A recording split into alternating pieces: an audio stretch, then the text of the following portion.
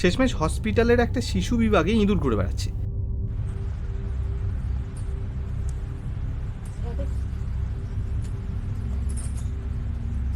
সাম্প্রতিক সোশ্যাল মিডিয়াতে মধ্যপ্রদেশের মান্ডালা জেলার একটি হাসপাতালের শিশু বিভাগের গোপন ভিডিও লিক হয়ে যায়।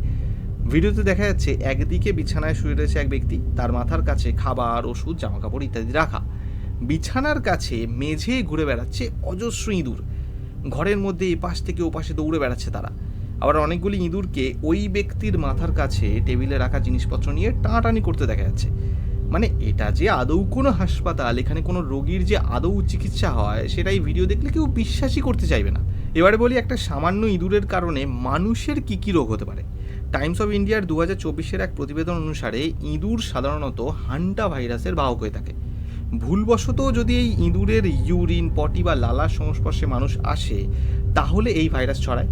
এছাড়াও লেপ্টোস্পাইরোসিস নামক এক ব্যাকটেরিয়া জনিত সংক্রমণের বাহক এই ইঁদুর, যার ফলে মানুষের কিডনি ও লিভারের সমস্যা দেখা দেয়। এছাড়াও এমন অনেক প্রাণঘাতী রোগ ছড়ায় এই ইঁদুরের কারণে। শোনা যাচ্ছে মান্ডালা জেলার হাসপাতালের ওই ভিডিও সোশ্যাল মিডিয়াতে লিক হওয়ার পর জেলা প্রশাসনের ঊর্ধ্বতন কর্তারা ওই হাসপাতালের শিশু বিভাগ পরিদর্শন করেছেন এবং হাসপাতাল কর্তৃপক্ষকে এ ব্যাপারে কড়া পদক্ষেপ গ্রহণের নির্দেশ দিয়েছেন।